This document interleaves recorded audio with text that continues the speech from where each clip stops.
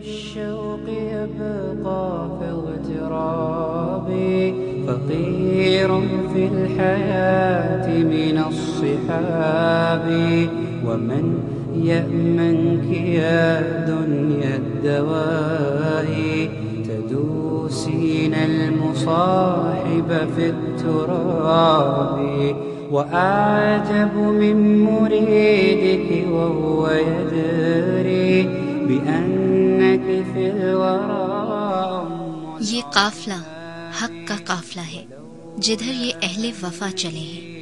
یہ قافلہ حضرت آدم علیہ السلام کے وقت سے مختلف ناموں کے ساتھ چلتا ہی رہا ہے اور اسے چلتا ہی رہنا ہے تاکہ دنیا کے بساط لپیٹ لی جائے۔ یہ جماعت اسلامی کا قافلہ ہے، ان لوگوں کا قافلہ ہے جنہوں نے اس شعور کے ساتھ لا الہ الا اللہ محمد رسول اللہ کا کلمہ پڑھا کہ اب انہیں پوری دنیا سے طاغوت کی ہر شکل کو مٹا کر توحید کو جاری و ساری کرنا ہوگا۔ اعلاء کلمت اللہ اور اقامت دین ان کے لیے محض ایک خواہش اور تمنا نہیں بلکہ یہ کام عین ان کا مقصد زندگی ہے۔ یہ دنیا کے دوسرے کام تو جینے کے لیے کرتے ہیں لیکن ان کا جینا صرف اسی ایک مقصد کے لیے ہے۔ اسی کی لگن ان کے دل کو لگی ہوئی ہے، اسی کے حصول کی کوشش کا وہ پختہ عزم رکھتے ہیں اور اسی کام کے لیے وہ اپنا وقت، مال، جسم و جان کی قوتیں اور اپنے دل و دماغ کی صلاحیتیں کھپا دینے کے لیے ہمہ وقت تیار ہیں، اور یہ سب کچھ صرف اور صرف اس لیے کہ اس طرح ان کا رب ان سے راضی ہو جائے اور اس نے خلیفۃ الارض کا جو منصب انہیں عطا کیا ہے وہ اس کی ذمہ داری نبھانے میں سرخرو ہو سکے۔ جميع الكائنات له تحابي شواهد أنه فرد جليل على رغم المجادل بالكذاب۔ انسانیت کو سکھ اور چین دینے کا ایک دین جو ساری انسانیت کو اکٹھا کرنے والا ہے اور تمام لوگوں کو ایک نظر سے دیکھنے والا ہے اور انسانیت کا مذہب ہے حقیقت میں وہ اسلام ہے، جس میں رنگ، نسل، زبان، علاقے کی بنیاد پر تقسیم نہیں ہے، جس میں وہی بہتر ہے جو اللہ کے قریب ہے، جو لوگوں کے لیے بہتر ہے، جس کے اخلاق اچھے ہیں۔ اس طرح کا ایک نظام اس کو انسانیت کو اس کی ضرورت ہے، وہ اسلام کا نظام ہے۔ اسلامی تعلیمات کو ذریعہ بنا کر ہمیں عورت کو اپنا حقیقی مقام دینے کی کوشش کرنی چاہیے اور اس میں جماعت اسلامی کی خواتین کو پیش ہونا چاہیے کہ وہ عورتوں کے حقوق کے علمبردار بنے اور عورتوں کو ان کا اچھا صحیح مقام جو ان کا ہے وہ ان کو دلوانے کی کوشش کریں۔ 26 اگست 1941 کو جب برصغیر میں شہادت حق کی تڑپ رکھنے والوں کو ایک داعی حق نے اجتماعیت اختیار کرنے کی دعوت دی تو کون جانتا تھا کہ 72 افراد اور 72 روپے سے قائم ہونے والی یہ تحریک نصف صدی بعد ہی دنیا اسلام کی سب سے بڑی، سب سے ہمہ گیر اور مضبوط اسلامی اجتماعیت کی شکل اختیار کر لے گی۔ لیکن یہ داعی حق سید ابو الاعلیٰ اور دیگر جمع ہونے والوں کا خلوص تھا جس کی ان کے رب نے قدردانی کی، اور آج اس کے کاموں کو پوری دنیا دیکھ رہی ہے۔ سفر کے آغاز میں ہی مردوں کے ساتھ ساتھ عورتوں نے بھی اس آواز پر لبیک کہا اور یوں حلقہ خواتین کا قیام عمل میں آیا۔ جماعت اسلامی شعبہ خواتین کو قائم کرنے کا جو بنیادی مقصد تھا وہ یہ کہ اسلام ہمیں جو تعلیمات دیتا ہے اس کے تحت مرد اور عورت ایک دوسرے کے معاون اور مددگار ہیں، مگر اسلام ایک دائرہ کار کی تخصیص کرتا ہے کہ کچھ دائرے ہیں جہاں پر مرد کو کام کرنا ہے اور کچھ دائرے ہیں جہاں پر عورت کو کام کرنا ہے۔ اب اسلامی نظام زندگی کو قائم کرنے کے لیے عورت بھی معاون ہے مگر اس کا ایک اپنا دائرہ کار ہے اور کچھ ترجیحات ہیں۔ اسلام خود اس کو بہت سارے میدانوں میں رخصت دیتا ہے اور بہت جگہ پر ایک اضافی اس کا اعزاز جو ہے اس کو بخشتا ہے۔ تو اس کے پیش نظر ہماری مجموعی پالیسیز جو ہیں اسلام کو قائم کرنے کے لیے وہ تو ایک بڑے فورم پر جو میں نے آپ کو بتایا کہ مرکز ہمارا جو مردانہ نظم ہے جس میں ہم خواتین کی بھی نمائندگی ہوتی ہے، ہم بھی شریک ہوتے ہیں، وہاں پر طے پاتی ہیں، لیکن بقیہ سرگرمیاں جو عورت کے میدان کار کے لحاظ سے ہم نے طے کرنی ہوتی ہیں وہ ہم جو حلقہ خواتین کی قیمہ اور ان کی منتخب شورا جو ہے اس میں وہ طے کی جاتی ہیں، ان کی منصوبہ بندی کی جاتی ہے، اور عورتیں اپنے میدان میں اپنی ترجیحات اور اپنے فیصلوں کے مطابق دین کی سربلندی کے لیے کام کرتی ہیں۔ ان پاک باز اور بلند عزائم رکھنے والی خواتین نے اس طرح اپنے کام کو منظم کیا کہ آج پاکستان کے ہر شہر میں، گاؤں دیہاتوں میں، کچی بستیوں میں رہنے والی خواتین تک جماعت اسلامی کی دعوت پہنچ چکی ہے یا پہنچ رہی ہے۔ ان کی دعوت بہت سادہ ہے، اپنی پوری زندگی میں اللہ کی بندگی اور انبیاء علیہم السلام کی پیروی اختیار کرو، دو رنگی اور منافقت چھوڑو، اور اللہ کی بندگی کے ساتھ دوسری بندگیاں جمع نہ کرو، خدا سے پھرے ہوئے لوگوں کو دنیا کی رہنمائی اور فرما روائی کے منصب سے ہٹا کر زمام کار صالحین کے ہاتھ میں دے دو، تاکہ زندگی کی گاڑی ٹھیک ٹھیک اللہ کی بندگی کے راستے پر چل سکے۔ دل میں خلوص ہو اور عمل قول کی صداقت دے رہا ہو تو پیغام سامنے والوں کے دل میں اتر جاتا ہے۔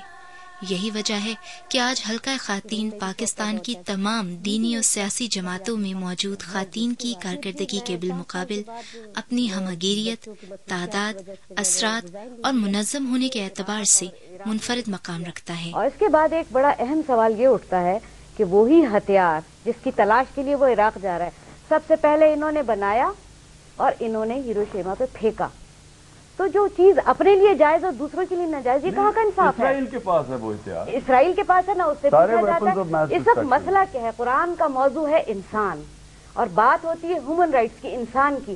آپ کہتے ہیں پاکستان پہلے، ہم کہتے ہیں انسان پہلے۔ ہم مذہب کی بات بھی بیچ میں نہیں لاتے، ہم رنگ اور نسل کسی کی بات نہیں لاتے، ہم کہتے ہیں انسان پہلے۔ ملک کے چاروں صوبوں میں درس قرآن کے ہزاروں حلقے قائم ہیں، جہاں قرآن سنا اور سنایا جاتا ہے۔ صرف ضلع سوات میں 28-29 جگہ دورہ تفسیر ہوا ہے، تو صرف ایک جگہ کی جو رپورٹ ہے اس میں یہ تھا کہ تقریباً 300 وہ خواتین جنہوں نے پردہ کبھی نہیں کیا تھا، انہوں نے پردہ شروع کیا برضا و رغبت، بخوشی کہ ہم لوگ پردہ کریں، اور پھر آگے قرآن انہوں نے شروع کیا ترجمے کے ساتھ، اور آگے وہ جا کے کام کر رہی ہیں۔ کارکن خواتین گھر گھر جا کر درس قرآن میں شرکت کی دعوت دیتی ہیں۔ قرآن ان کی سرگرمیوں کا محور ہے، کہیں درس قرآن کی محفل ہے، کہیں قرآنی کلاسز کا اہتمام، اور کہیں قرآن کے فہم کے سہماہی اور ششماہی کورسز میں شرکت۔ ہر سال ملک کے طول و عرض میں درس قرآن کے 30,000 سے زائد پروگرام منعقد کیے جاتے ہیں، جن میں 5 لاکھ سے زائد خواتین شریک ہوتی ہیں۔ ہم بھی امت مسلمہ کے اوپر اس بات کی گواہی دینے والے ہیں کہ ہم نے کس کس تک اللہ کا یہ پیغام پہنچایا ہے، کیسے کیسے ہم نے پروگرامز کے ساتھ ساتھ قرآن، حدیث اور اسلامی لٹریچر کی تقسیم بھی ان کاوشوں کا ایک مستقل حصہ ہے۔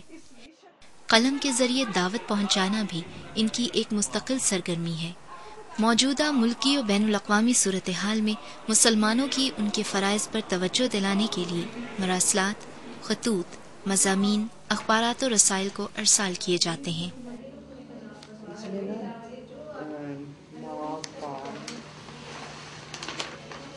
دعوت اللہ کا جذبہ رکھنے والی خواتین کے لیے حلقہ خواتین ایک مربوط تربیتی نظام رکھتا ہے۔ دوسروں کو بدلنے سے پہلے خود بدلیے کی سوچ رکھنے والا یہ تربیتی نظام مختلف دورانیوں کی کلاسز، اسٹڈی سرکلز اور چھوٹی بڑی تربیت گاہوں پر مشتمل ہوتا ہے۔ کلاسز میں تدریج کے ساتھ قرآن، حدیث اور لٹریچر کا مطالعہ کروایا جاتا ہے۔ تربیت کے معیار کو جانچنے کے لیے انفرادی رپورٹ فارم ایک مؤثر ذریعہ ہے جو ہر کارکن خاتون باقاعدگی سے ہر ماہ بھرتی ہے۔ اس رپورٹ فارم کے ذریعے نمازوں، مطالعہ قرآن و حدیث، اخلاقی خوبیوں اور ایسے ہی دیگر پہلوؤں پر توجہ دلائی جاتی ہے۔ یہ رپورٹ فارمز کارکن کو بیدار رکھنے اور آگے سے آگے بڑھنے کی جستجو پیدا کرتے ہیں۔ ہر سطح کا نظم اپنی تنظیمی رپورٹ بالائی نظم کو دیتا ہے۔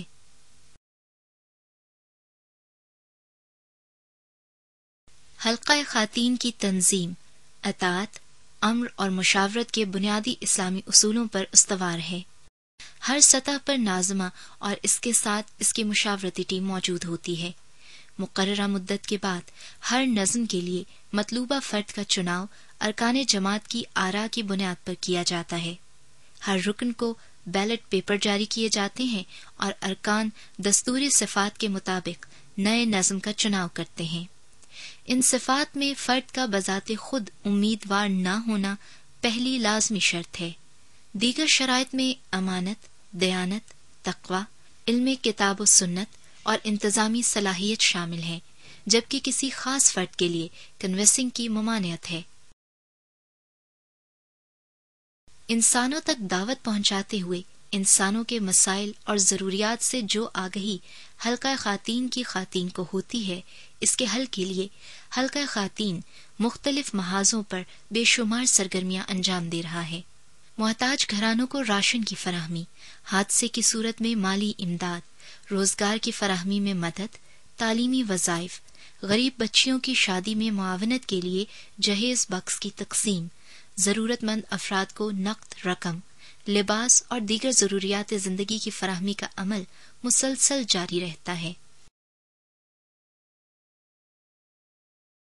غریب افراد کے علاج کے لیے متحرک شفاخانے، کلینکس اور ہاسپٹلز ارزاں نرخوں پر خدمات مہیا کرتے ہیں.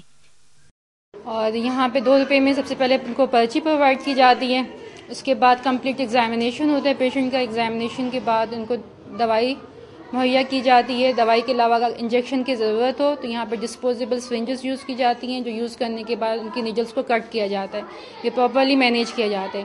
اگر پیشنٹ کمپلیکیٹڈ ہوتا ہے یا اس کے انویسٹیگیشن کی ضرورت ہوتی ہے تو فردر ہاسپٹل اس کو ریفر کر دی جاتے ہیں، جہاں اس کی کمپلیٹ ہاسپٹلائزیشن اور ٹریٹمنٹ وہ تمام ہماری طرف سے ہوتی ہے. کچی بستیوں میں رہنے والے بچوں کو تعلیم دینے کے لیے کمیونٹی اسکولز کے نام سے ملک کے بیشتر شہروں میں معیاری تعلیم کی فراہمی کا سلسلہ جاری ہے، جہاں پڑھنے والے بچوں کے لیے یونیفارمز اور درسی کتب بھی فراہم کی جاتی ہیں اور انہیں تعلیم کے ساتھ ساتھ اچھا مسلمان ہونے کے تقاضوں سے بھی روشناس کروایا جاتا ہے. ایسی تعلیمی درسگاہوں کا قیام بھی عمل میں لایا گیا ہے جہاں طالبات دینی اور دنیاوی علم ایک ساتھ حاصل کرتی ہیں اور ساتھ ہی جدید رجحانات سے واقفیت حاصل کرتے ہوئے بھرپور اعتماد کے ساتھ میدان عمل میں داخل ہوتی ہیں اور قرآن و حدیث و فقہ کے حاصل کردہ علم کو آگے پھیلانے کے لیے چراغ سے چراغ جلانے کا عمل جاری رکھتی ہیں. ایسے 10 بڑے اداروں میں تقریباً 22,000 طالبات تفسیر قرآن و حدیث کے علاوہ انگریزی اور کمپیوٹر کی اعلیٰ تعلیم حاصل کر رہی ہیں.